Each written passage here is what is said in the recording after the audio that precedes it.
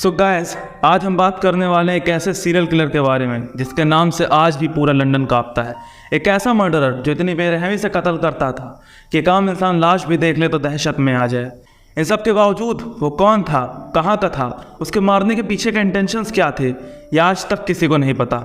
And yes, I am talking about the mysterious murderer Jack the Ripper. During late 18th century, जब Ireland में बहुत ज़्यादा corruption की वजह से हज़ारों फैमिलीज़ को वहाँ आयरलैंड छोड़कर ब्रिटेन शिफ्ट होना पड़ा और इन सब का असर वहाँ के सबसे बड़े शहर में दिखने भी लग गया था। जब बहुत ज़्यादा जनसंख्या में लोग ब्रिटेन आने लग गए तो वहाँ ईस्टर्न लंदन में लोगों के पास रहने और सोने तक की जगह नहीं बची थी और इन सब के कारण वहाँ के लोग मारपीट और चोरी तक की घिनौनी हरकतों पर उतर आए थे और औरतों को तो प्रोस्टिट्यूशन का सहारा लेना पड़ रहा था। खैर, ये सब तो फिर भी ठीक था। हालात तब बहुत ज़्यादा बिगड़ गए जब एक सुबह व्हाइट चैपल एरिया में जॉन रीफ नामक इंसान को एक डेड बॉडी मिलती है। उस डेड बॉडी को देखकर ये साफ पता चल रहा था उसका बहुत बेरहमी से मर्डर किया गया एंड रिपोर्ट्स के हिसाब से उसको 39 बार चाकू से मारा गया था एंड ये बॉडी एक वैश्या की थी जिसका नाम मार्गरेट टैबरम था। और यहीं से शुरू होता है लंदन का एक खूनी खेल जिसने पुलिस की रातों की नींद उड़ा दी। वैसे तो व्हाइट चैपल एरिया में क्राइम होना कोई बड़ी बात नहीं थी, पर टैबरम की हत्या ने लोगों को दहशत में डाल दिया था। लेकिन आगे जो होने वाला था उससे शायद अभी सब अनजान थे।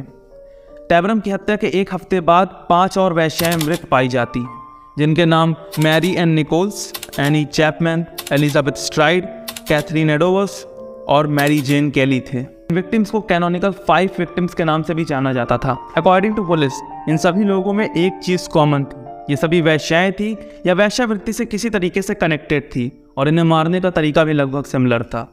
और जो सबसे मेन बात यह है कि जो कोई भी कातिल था उसे ह्यूमन बॉडी की काफ़ी अच्छी नॉलेज थी। सितंबर से दिसंबर के बीच लगभग 11 औरतों का कत्ल किया गया था जिनमें से केवल 5 को रिपर से कनेक्ट किया जाता है। जैक जब भी कोई मर्डर करता था तो उसके बॉडी पार्ट्स निकाल लिया करता था एंड फॉर सम रीज़न वो उसके चेहरे को पूरी तरीके से बर्बाद कर दिया करता था। इन सारी हत्याओं के बाद जब फाइनली लोगों को मर्डर के बारे में पता चलने लगा तब वहाँ के लोग उसे कई नामों से बुलाने लगे, जैसे कि the Whitechapel murderer, Leather Apron and the most famous Jack the Ripper. अब जब जैक इतना फेमस होने ही लगा था तो वहाँ के मर्डरर्स और मर्डरर्स थे वो भी जैक के स्टाइल में कत्ल करना शुरू कर दिए थे, जिस वजह से पुलिस और परेशान हो गई थी। पुलिस को कोई क्लू नहीं मिल रहा था। तो गाइस, अपनी कुर्सी की पेटी बांध लीजिए। अब हम बात करने वाले हैं कि जैक मिस्टीरियस मर्डर के नाम से ही क्यों मशहूर था। इन 3-4 महीनों के बीच जैक के नाम से पुलिस को काफ़ी लेटर्स मिले जिनमें से सिर्फ 3 लेटर्स को जैक से कनेक्ट किया जाता है और इम्पोर्टेंस दी जाती है। उन 3 लेटर्स के नाम थे Dear Boss, Saucy Jacky and From Hell. Now let's talk about the 3 letters. First one, Dear Boss. इस लेटर को इम्पोर्टेंस इसलिए दी गई क्योंकि यह लेटर रेड इंक से लिखा गया था, which was smelling like blood and ये पॉसिबिलिटी हो भी सकती है कि यह लेटर विक्टिम के ब्लड से ही लिखा गया हो। एंड फर्स्ट टाइम इसी लेटर से उसका निकनेम जैक सामने आया था एंड लेटर के एंड में विक्टिम के कान का हिस्सा भी अटैच किया गया था। And the second letter was saucy Jacky. इस लेटर की हैंडराइटिंग काफ़ी हद तक डियर बॉस से मिलती थी और इस लेटर में किलर ने 2 मर्डर्स की बात की थी जो कि लास्ट 24 आवर्स में हुए थे। And the last important letter was from hell. इस लेटर में अगेन डियर बॉस की तरह एक ह्यूमन बॉडी पार्ट अटैच था और इस बार जैक ने किडनी भेजी थी एंड पुलिस को टीज करने के लिए ये भी लिख रखा था कि मैं एक किडनी भेज रहा हूँ, दूसरी नहीं भेज सकता क्योंकि वो फ्राई करके खा चुका हूँ। सीरियसली यार, इतना जिगरा लोगों के अंदर आता कहाँ से है? ये जानकर आप लोग भी हैरान हो जाएंगे कि 1888 के बाद सारे के सारे मर्डर्स अचानक से बंद हो गए थे, बट पुलिस अभी तक ये भी नहीं पता लगा पाई थी कि जैक द रिपर का असली नाम क्या है। इन सब के बावजूद हमारे पास बहुत से सस्पेक्ट्स हैं जिन्हें पुलिस जैक होने का दावा कर रही थी, जिनमें से मेन सस्पेक्ट्स केवल 5 थे। तो चलिए अब मैं आपको उन 5 के 5 सस्पेक्ट्स के बारे में बताता हूँ। Suspect number 1, Carl Feigenbaum. Carl की एज 54 थी और वो एक जर्मन मर्चेंट सेलर था। कार्ल ने अपनी ज़िंदगी में एक बार कन्फेस भी किया था कि वो औरतों को बहुत बेरहमी से मार दिया करता था and due to a proved case उसे सजाए मौत दी जाती है एंड इवन उसके लॉयर का भी मानना था कि वही जैक द रिपर है। खैर दोस्तों, अगर वो सच में जैक द रिपर था तो उसे सज़ा मिल चुकी है। Suspect number 2, Montague John Druitt. Druitt एक ऑक्सफोर्ड से पढ़ा हुआ इंसान था और वो व्हाइट चैपल से थोड़ी दूर पर रहता था। कहा जाता था कि वो सेक्सुअली थोड़ा अजीब था एंड जब जब भी मर्डर हुए हैं ड्रूइट उसके आसपास पाया गया है। खैर मेरे हिसाब से ड्रूइट हो सकता है जैक द रिपर, क्योंकि कुछ टाइम बाद वो रिवर में कूदकर अपनी जान दे देता है एंड मरते मरते वो अपने पीछे एक नोट छोड़ जाता है। खैर उस नोट में कुछ खास तो था नहीं, पर हमें ये ज़रूर पता चलता है कि जॉन मेंटली इल था। Suspect number 3, Francis Craig. Francis और कोई नहीं, लास्ट विक्टिम मैरी जेन केली का ही पति था।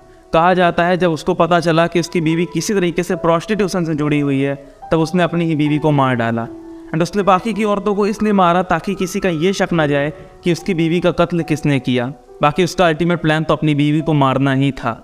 अब यहाँ मेरा मानना ये है कि फ्रांसिस जैक नहीं हो सकता, क्योंकि फ्रांसिस एक अच्छा खासा पढ़ा लिखा इंसान था और हम ये भी जानते हैं जब जैक के लेटर्स बरामद हुए थे तो उसमें बहुत सारी ग्रामेटिकल मिस्टेक्स थी। सस्पेक्ट नंबर 4, एरन कोस्मिंस्की। एरन पेशे से एक बार्बर था एंड वहाँ के लोग बताते थे कि एरन वुमेन्स को बहुत ज़्यादा हेट करता था एंड इवन वो मेंटली अनस्टेबल भी था। इन 1889 एरन को मेंटल हॉस्पिटल भेज दिया जाता है जहाँ उसकी डेथ हो जाती है। खैर ये हो सकता है कि एरन ही जैक हो, क्योंकि हमें पता है कि 1888 के बाद सारे मर्डर्स अचानक रुक गए थे एंड हो सकता है मर्डर्स का रुकना और इसकी डेथ दोनों कहीं ना कहीं से जुड़ी हुई। Suspect number 5, Walter Sickert. Walter एक पेंटर था जो कि प्रोस्टिट्यूट्स की ड्राइंग बनाता था एंड वो सेक्सुअली डिसफंक्शनल था। उसके प्राइवेट पार्ट्स के ऑपरेशन हो रखे थे और कहते हैं इसी बदले की आग में उसने उन सारी वैश्याओं का कत्ल किया। तो गाइस ये रहे 5 मेजर सस्पेक्ट्स जिन पे आज भी सबसे ज़्यादा शक किया जा रहा है। हो सकता है इनमें से कोई एक जैक द रिपर हो, या हो सकता है इनमें से कोई भी ना हो। और अगर इनमें से कोई भी नहीं था तो सोचो कितना पीसफुली मौत की नींद सोया होगा वो, जिसने कितनों को बेरहमी से मौत की नींद सुलाया था। So that's it, this was the whole story। मैं कमेंट सेक्शन में आप लोगों के विचार इस पर सुनना पसंद करूंगा। एंड यार जितने भी प्यारे दोस्त मेरे इस वीडियो को देख रहे हो प्लीज़ कमेंट करते जाना। पहली वीडियो तो शायद यूट्यूब उतना रीच देगा नहीं, और सब्सक्राइब कर लेना अगर आप ऐसी वीडियोस और नहीं मिस करना चाहते हो तो।